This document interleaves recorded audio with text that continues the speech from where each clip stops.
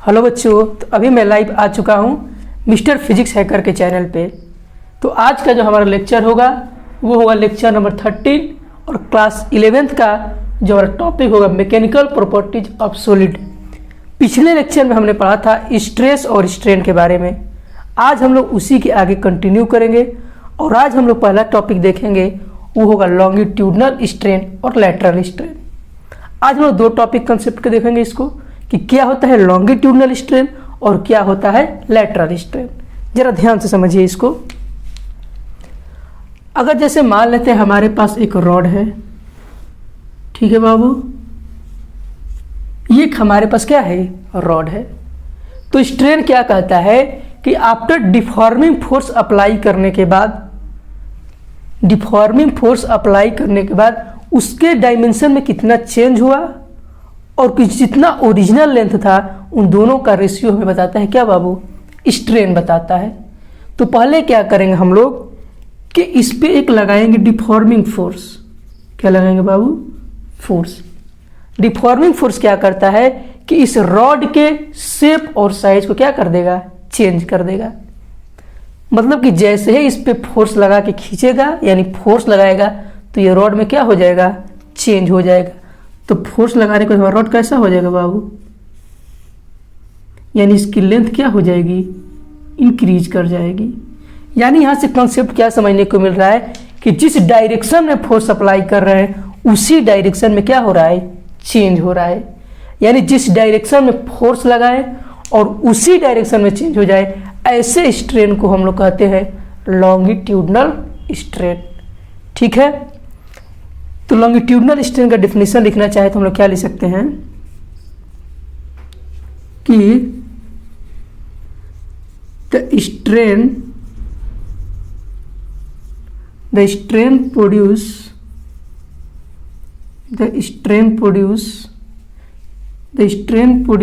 In the direction of force is called longitudinal strain।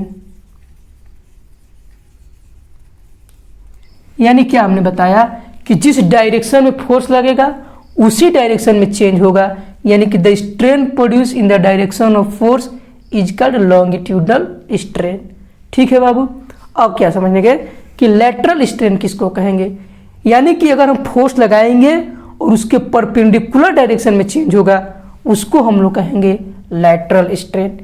यानी कि force जिधर लगाएंगे उसके परपेंडिकुलर डायरेक्शन में चेंज होगा उसको हम लोग कहते हैं लैटरल स्ट्रेन। वाइल जबकि the strain produce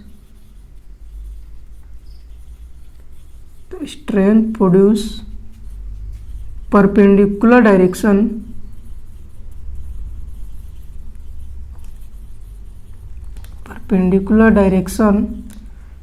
to the applied force या डिफॉर्मिंग फोर्स।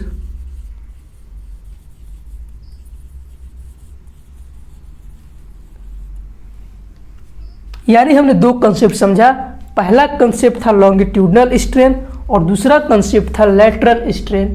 लॉन्गिट्यूडनल में क्या हो रहा था कि जिस डायरेक्शन में फोर्स लगा रहे थे उसी के डायरेक्शन में चेंज आ रहा था, यानी यहाँ पे क्या हो रहा था, लीनियर स्ट्रेन हो रहा था। क्या हो रहा था बाबू, लीनियर स्ट्रेन। यानी यहाँ पे अगर इसको लिखना चाहे तो हम लोग क्या लिख सकते हैं कि जो स्ट्रेन प्रोड्यूस हो रहा है वो फोर्स के डायरेक्शन में प्रोड्यूस हो रहा है उसको हम लोग कहेंगे लॉन्गिट्यूडनल, और जिधर फोर्स लगा रहे हैं और उसके परपेंडिकुलर डायरेक्शन में चेंज आ रहा है उसको हम लोग कहते हैं क्या बाबू, lateral strain. Deforming force is called lateral strain.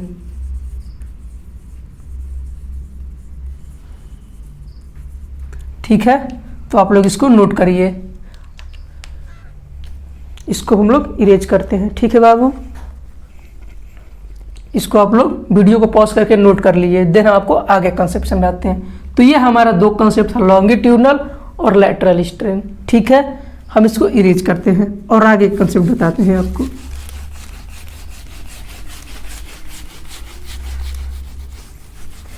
अब हम लोग देखेंगे इसके आगे क्या है।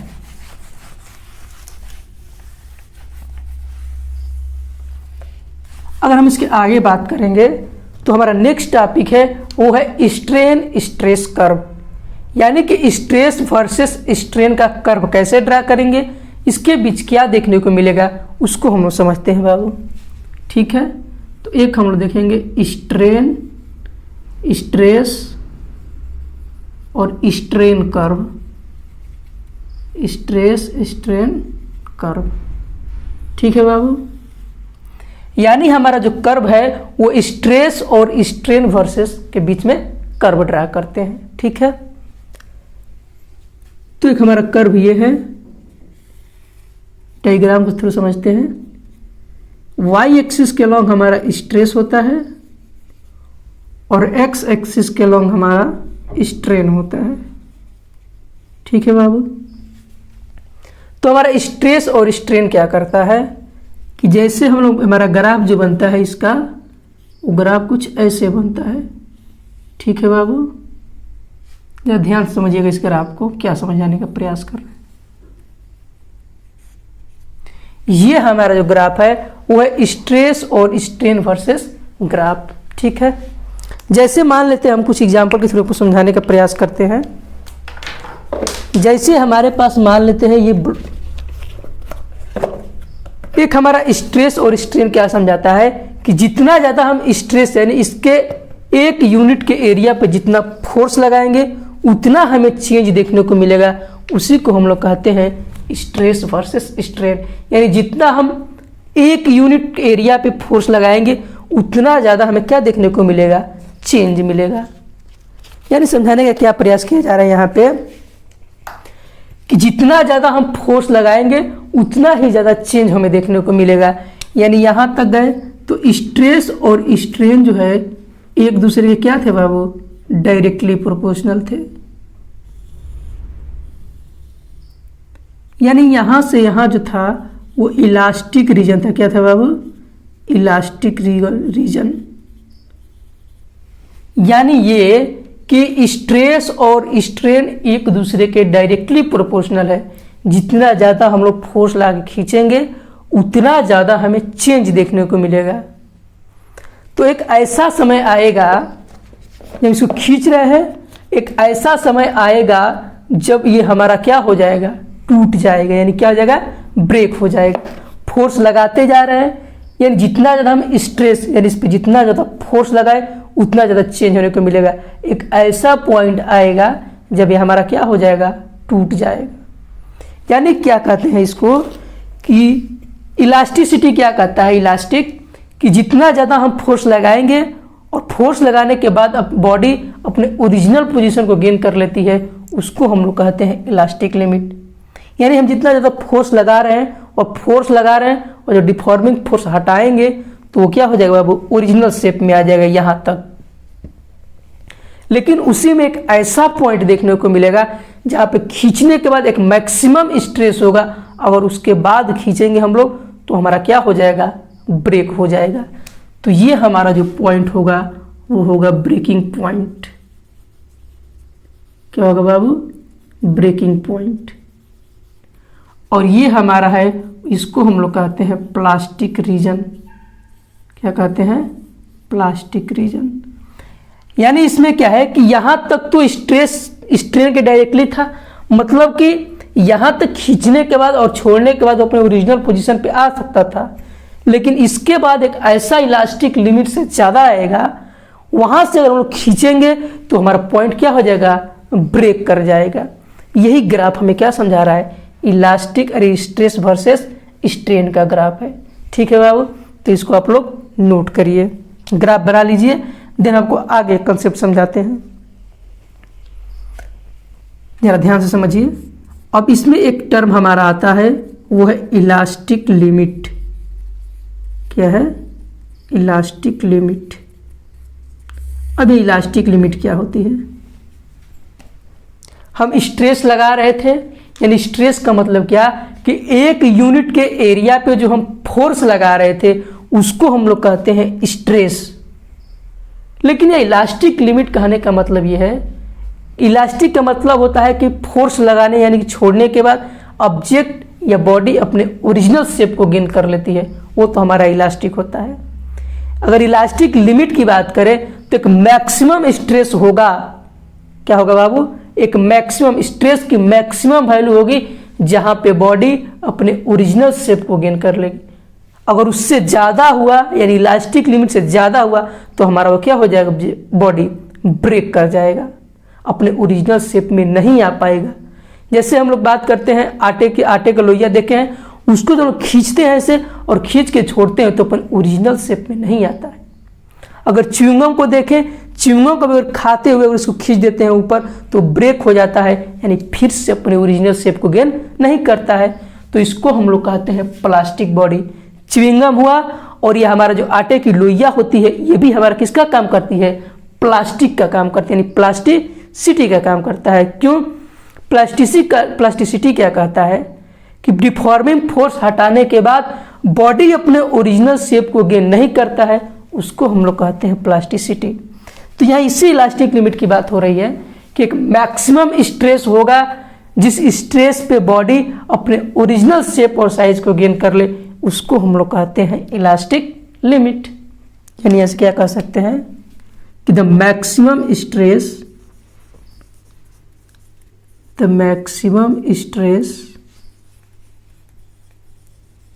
up to which the body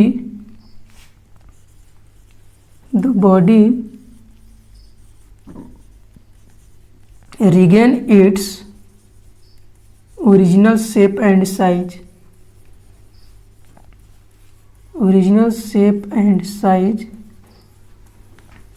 after removing deforming force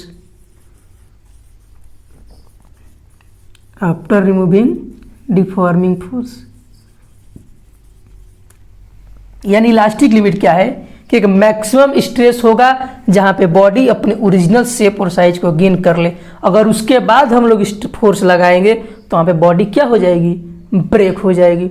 यानी कि इलास्टिक लिमिट के अंतर्गत बॉडी अपने ओरिजिनल शेप और साइज को रिगेन कर सकती है।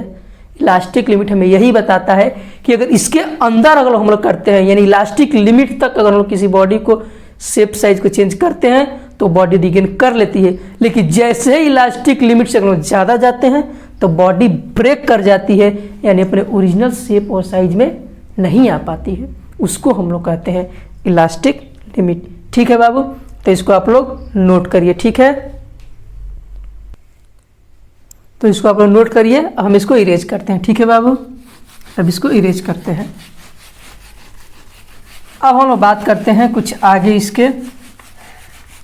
अभी तक हमने स्ट्रेस स्ट्रेन के बारे में पढ़ा कि किस तरह से ग्राफ में बिहेवियर होता है स्ट्रेस और स्ट्रेन का।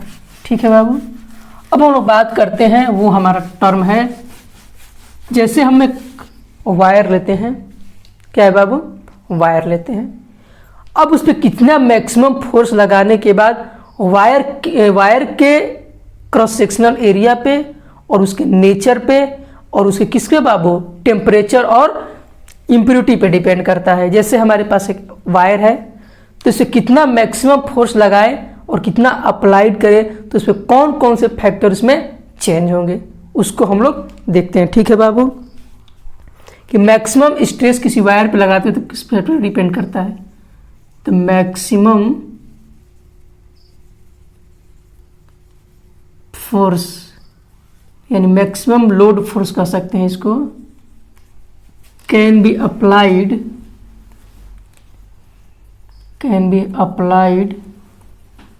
On A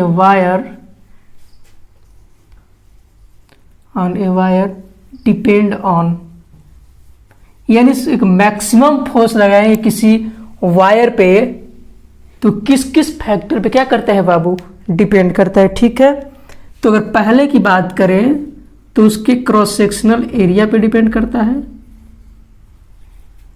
cross sectional area, और दूसरा जो होता है हमारा वो होता है नेचर ऑफ मटेरियल, किस मटेरियल का वो बना है उस पर डिपेंड करता है मैक्सिमम फोर्स। तीसरा टेम्परेचर पे डिपेंड करता है, ठीक है बाबू। और चौथा जो डिपेंड करता है वो होता है इम्प्यूरिटीज। क्या होता है? इम्प्यूरिटीज। यानी जो हमारा वायर है, कोई वायर लेते हैं तो उस वायर पे मैक्सिमम जो लोड फोर्स होता है किसके किस पे डिपेंड करता है। यानी किसी वायर पे हम फोर्स लगाते हैं तो उसके एरिया पे डिपेंड करता है। अगर एरिया ज़्यादा हो तो हम लोग को ज़्यादा फोर्स लगाना पड़ता है, अगर एरिया कम हो तो उस पर कम फोर्स लगाना पड़ता है। उसके बाद जिस मटेरियल का वो बना है, कॉपर का है, एल्युमिनियम का है, कि किस मटेरियल का है उसके नेचर पे डिपेंड करता है। तीसरा जो फैक्टर है वो है टेम्परेचर, यानी वायर के टेम्परेचर पे डिपेंड करता है। अगर ज़्यादा टेम्परेचर देंगे तो वायर हमारा क्या हो जाता है? ब्रेक कर जाता है। उसके बाद डिपेंड करता है इम्प्यूरिटीज पे, वो कितना शुद्ध है और कितना उसकी अशुद्धि है।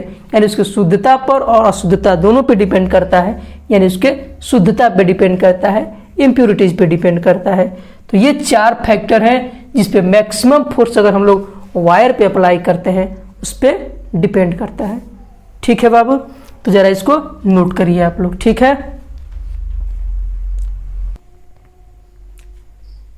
ठीक है बाबू, तो हम इसको अब इरेज करते हैं। आगे अगर हम बात करें तो ये हमारे वायर पे किस तरह से इफेक्ट कर रहा था, तो एरिया पे और उसके नेचर पे और टेम्परेचर और कौन सा था? इम्प्योरिटी था। अब हम लोग देखते हैं हमारा नेक्स्ट टॉपिक है वो है हुक्स लॉ। हुक्स लॉ एक साइंटिस्ट थे, उसने क्या अपना नियम दिया था इसको हम लोग देखते हैं, वो है हुक्स लॉ। ठीक है बाबू, हुक्स लॉ ने क्या बताया था? हुक्स लॉ ने ये कहा था कि जितना ज़्यादा स्ट्रेस होगा, यानी एक यूनिट एरिया पे जितना हम लोग फोर्स लगाएंगे उसमें कितना चेंज होगा, ये दोनों एक दूसरे के क्या होंगे? डायरेक्टली प्रोपोर्शनल होंगे। यानी इक्वेशन के फॉर्म में उन्होंने क्या समझाया? It defined as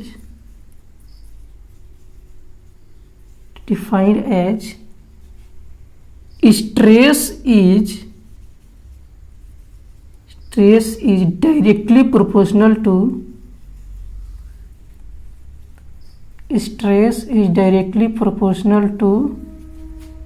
strain. यानी इन्होंने क्या बताया कि जो हमारा स्ट्रेस है, यानी क्या बाबू, अगर इक्वेशन के फॉर्म में लिखे, जो हमारा स्ट्रेस है वो डायरेक्टली प्रोपोर्शनल किसके है? स्ट्रेन का होता है। ये हुक्स लॉ का नियम था। ये हुक्स लॉ ने क्या बताया था कि जो हमारा स्ट्रेस है वो किसके बराबर है? स्ट्रेन के। यानी स्ट्रेस और स्ट्रेन दोनों एक दूसरे के क्या है? डायरेक्टली प्रोपोर्शनल है। अब आप लोग मैथमेटिक्स में पढ़े होंगे कि स्ट्रेस जो है, अगर हम इस डायरेक्टली प्रोपोर्शनल को हटाएंगे तो हमारे पास एक कांस्टेंट आता है, और यहाँ कांस्टेंट क्या होता है? उसको हम लोग कहते हैं इलास्टिक कांस्टेंट, और हमारा क्या हो जाएगा बाबू? स्ट्रेन हो जाएगा। वेयर ये जो हमारा ये y है, इसको हम लोग क्या कहते हैं? Elastic constant. इलास्टिक कांस्टेंट है, इसको कहते हैं मॉडुलस ऑफ इलास्टिसिटी। क्या कहते हैं बाबू? Modulus of elasticity. यानी कहने का मतलब क्या है कि स्ट्रेस जो है किसके बराबर है? स्ट्रेन के बराबर। कब? जब हमने कांस्टेंट इनडायरेक्टली साइन को हटाया। और ये जो हमारा होता है इलास्टिक कांस्टेंट, ये होता है स्ट्रेस अपॉन में स्ट्रेन।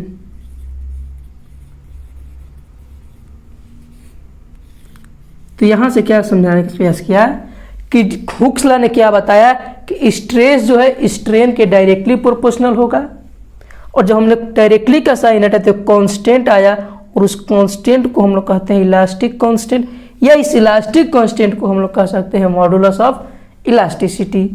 यानी यहां से क्या डिफाइन किया हमने? Modulus of elasticity, modulus of elasticity is the ratio of stress and strain. यानी कहने का मतलब क्या है कि जो मॉडुलस ऑफ इलास्टिसिटी है, यानी इसको हम लोग कहते हैं मॉडुलस ऑफ इलास्टिसिटी, या मॉडुलस ऑफ इलास्टिसिटी को हम लोग कहते हैं यंग्स मॉडुलस। जो यंग मॉडुलस जो होता है ये स्ट्रेस और स्ट्रेन दोनों का क्या होता है, रेशियो होता है। तो यही हमारा था हुक्स लॉ का नियम। अब यहाँ से क्या समझाने का प्रयास करते हैं, जरा ध्यान से समझिए। हुक्स लॉ जो होता है हमारा, ये ना तो स्ट्रेस पे डिपेंड करता है और ना ही स्ट्रेन पे डिपेंड करता है। यह इक्वेशन तो समझा रहा है कि स्ट्रेस और स्ट्रेन का रेशियो है, लेकिन जो हमारा यंग मॉडुलस यानी मॉडुलस ऑफ इलास्टिसिटी है, ये स्ट्रेस और स्ट्रेन पे डिपेंड नहीं करता है। तो यहाँ से हम लोग क्या ले सकते हैं, इसको जरा आप लोग नोट करिए कि स्ट्रेस और स्ट्रेन जो होता है वो इलास्टिसिटी के क्या होता है, दोनों का रेशियो होता है। ठीक है बाबू, तो इसको आप लोग नोट करिए। अब हम इसको इरेज करते हैं। ठीक है, हुक्स लॉ ने क्या बताया कि हुक्स लॉ ना तो स्ट्रेस पे डिपेंड करता है और ना ही स्ट्रेन पे डिपेंड करता है। ठीक है बाबू, पहला कि उन्होंने क्या बताया कि हुक्स लॉ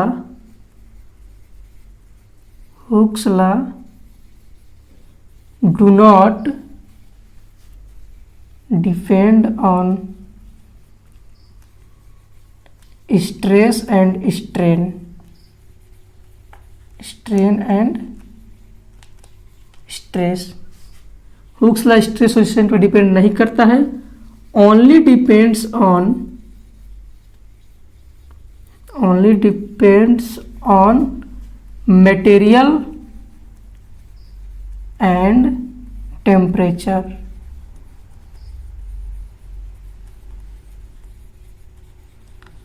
हुक्स लॉ केवल और केवल स्ट्रेस और स्ट्रेन डिपेंड नहीं करता, बल्कि ये डिपेंड करता है मटेरियल और टेम्परेचर पे।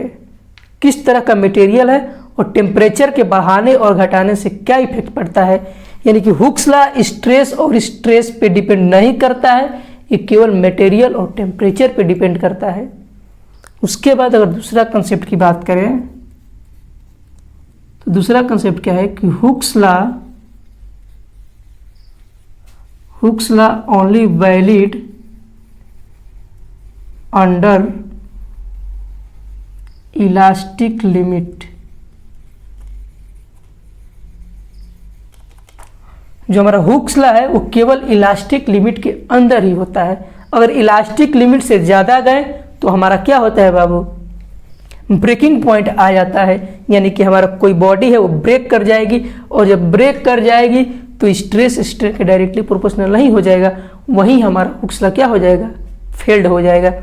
इसीलिए जो हमारा ये हुक्स लॉ है वो इलास्टिक लिमिट के अंडर होता है। ठीक है बाबू, तो इसको आप लोग नोट करिए। अब हम इसको इरेज करते हैं। ठीक है, जरा ध्यान से इसको नोट करिए। ठीक है, इसको इरेज करते हैं। ठीक है, तो हम इसको इरेज करते हैं। ठीक है बाबू, अब हम देखते हैं हमारा वो है types of modulus of elasticity. हमारा जो नेक्स्ट टॉपिक है वो क्या है,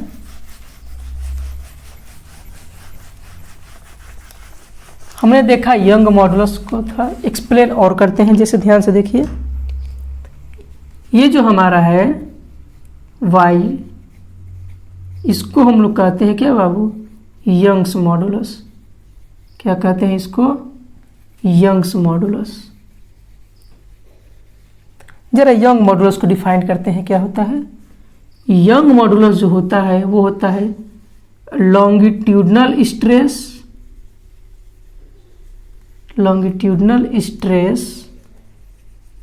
अपॉन लॉन्गिट्यूडनल स्ट्रेन।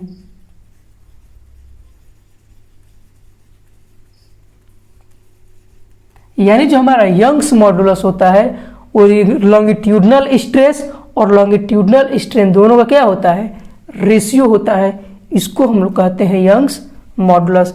अगर इसको इक्वेशन के फॉर्म में लिखे तो स्ट्रेस को क्या लिख सकते हैं बाबू, फोर्स अपॉन एरिया, और स्ट्रेन को क्या लिख सकते हैं, डेल्टा एल अपॉन में एल। अगर इसको और हमको लिखना चाहें तो एफ अपॉन में ए और हमारा ऊपर से आ जाएगा एल अपान में डेल्टा एल। इस तरह से हम लोग यंग मॉडुलस को क्या करते हैं, अब डिफाइन करते हैं। जो यंग्स मॉडुलस होता है वो लॉन्गिट्यूडनल स्ट्रेस और लॉन्गिट्यूडनल स्ट्रेन का क्या होता है, रेशियो होता है। ये हमारा इक्वेशन के फॉर्म में है। यानी यहाँ से देखें तो यंग मॉडुलस फोर्स अपान एरिया, यानी ये प्रेशर हो गया, और एल अपान में डेल्टा एल, यानी यंग मॉडुलस जो है फोर्स, एरिया, लेंथ और कितना उसमें चेंज हुआ उस फैक्टर पे क्या करता है बाबू, डिपेंड करता है। तो ये हमारा क्या है, यंग मॉडुलस है। अब यहाँ से देखने का कॉन्सेप्ट क्या मिलता है कि टेम्परेचर बढ़ाने पे यंग मॉडुलस कैसे वैरी करता है। यानी ये जो हमारा यंग मॉडुलस है ये टेम्परेचर पे डिपेंड करता है। यानी कहने का मतलब ये है कि अगर हम लोग टेम्परेचर बढ़ाएंगे, इफ टेम्परेचर को बढ़ाएंगे तो बाबू क्या होता है कि जो हमारा यंग मॉडुलस होता है वो क्या कर जाता है, डिक्रीज कर जाता है। यानी कंसेप्ट क्या है, टेम्परेचर को हम लोग बढ़ाएंगे, टेम्परेचर को बढ़ाएंगे तो क्या होगा बाबू, उनके बीच जो इंटरमॉलिक्यूलर फोर्स होगा वो क्या हो जाएगा, वीक हो जाएगा। यानी यहाँ पे क्या हो जाएगा बाबू, जरा नोट से करें कि due to weak of intermolecular force, due to weak of intermolecular force, intermolecular force क्या हो जाएगा, कम हो जाएगा। तो जो कम होगा इंटरमॉलिक्यूलर फोर्स तो स्ट्रेस क्या होगा, कम होगा। तो जब स्ट्रेस कम होगा तो हमारा यंग मॉडुलस पे क्या हो जाएगा, कम हो जाएगा, क्योंकि यंग मॉडुलस डायरेक्टली प्रोपोर्शनल किसके है, स्ट्रेस के। और स्ट्रेस जब कम होगा तो यंग मॉडुलस भी कम होगा और टेम्परेचर बढ़ेगा। तो जब टेम्परेचर बढ़ेगा तो इंटरमॉलिक्यूलर फोर्स जो होगा बॉडी का वो वीक हो जाएगा, यानी कि ब्रेक होगा। तो ब्रेक की वजह से स्ट्रेस क्या होगा, कम होगा। जब स्ट्रेस कम होगा तो यंग मॉडुलस भी क्या हो जाएगा, कम हो जाएगा। यानी यहाँ पे क्या हो जाएगा बाबू, इलास्टिक प्रॉपर्टीज क्या हो जाएगी, डिक्रीज कर जाएगी। कब, टेम्परेचर बढ़ाने पे। और प्लास्टिक रीजन क्या होगा बाबू, प्लास्टिसिटी प्रॉपर्टी क्या हो जाएगी, इंक्रीज कर जाएगी। टेम्परेचर क्या होगा, जब इंक्रीज होगा। यानी कहने का मतलब यह है कि कैसे टेम्परेचर पे यंग मॉडुलस डिपेंड किया, कि जब टेम्परेचर बढ़ाया तो यंग मॉडुलस कम हुआ। जब यंग मॉडुलस कम होगा यानी कि इलास्टिक प्रॉपर्टी क्या हो जाएगी, डिक्रीज कर जाएगी। और जब इलास्टिक प्रॉपर्टी डिक्रीज कर जाएगी यानी कि हमारे प्लास्टिसिटी रीजन क्या हो जाएगा, इंक्रीज कर जाएगा। यानी कहने का मतलब कि जब इंटरमॉलिक्यूलर फोर्स वीक हो जाएगा तो बॉडी अपने ओरिजिनल शेप साइज में नहीं आ पाएगी। ब्रेक होने के बाद इंटरमॉलिक्यूलर फोर्स क्या हो जाएगा, वीक हो जाएगा। तो ब्रेक हो जाएगी तो प्लास्टिसिटी प्रॉपर्टी बढ़ जाएगी और इलास्टिसिटी प्रॉपर्टी क्या हो जाएगी, डिक्रीज कर जाएगी। ये था हमारा यंग मॉडुलस। और ये कंसेप्ट था किसका, इफेक्ट ऑफ टेम्परेचर का। ठीक है बाबू, किस तरह से टेम्परेचर पे इफेक्ट कर रहा था, इफेक्ट ऑफ टेम्परेचर। तो ये था हमारा यंग मॉडुलस। ठीक है बाबू, तो इसको आप लोग नोट करिए एक बार। ठीक है, स्क्रीनशॉट ले लीजिए इसका। ओके, एक हमारा क्या कंसेप्ट इसमें है कहता है, जरा उसको देख लेते हैं कि जब इलास्टिक कांस्टेंट यानी इलास्टिक प्रॉपर्टी वेरी ना करे, यानी नोट में यहाँ क्या लिख सकते हैं कि इफ इलास्टिक प्रॉपर्टी कांस्टेंट हो, do not very with temperature. क्या बाबू, कहने का मतलब क्या है कि एक ऐसा इलास्टिक प्रॉपर्टी कांस्टेंट होगा जो टेम्परेचर के साथ वेरी नहीं करेगा, और वो होगा हमारा, और ये हमारी इलास्टिक प्रॉपर्टी किसमें देखने को मिलेगा, स्टील में। और वो स्टील कौन सा होगा बाबू, इनवार स्टील। यानी कहने का मतलब है कि इलास्टिक प्रॉपर्टी एक ऐसा स्टील होगा, एक ऐसा स्टील जिसमें इलास्टिक प्रॉपर्टी कांस्टेंट होगा, और वो कौन सा स्टील है जिसमें इलास्टिक प्रॉपर्टी कांस्टेंट होगा, इन टेम्परेचर के साथ वेरी नहीं करेगा, वो होगा हमारा इनवार स्टील। एक आता है इनवार स्टील जिसमें हमारा इलास्टिक कांस्टेंट क्या होता है, स्टील में कांस्टेंट रहता है, टेम्परेचर के साथ वेरी नहीं करता है, वो हमारा होता है इनवार स्टील। ठीक है, तो इसको आप लोग नोट कर लीजिए, वीडियो को पॉज करके नोट कर लीजिए। ठीक है बाबू, इसको आप लोग नोट कर लीजिए एक बार। तो आज का लेक्चर हम यहीं पे समाप्त करते हैं, फिर से कल के लेक्चर में इसके आगे कंटिन्यू किया जाएगा। तब तक के लिए बेस्ट ऑफ लक, मिलते हैं अगले लेक्चर में। ठीक है बाबू।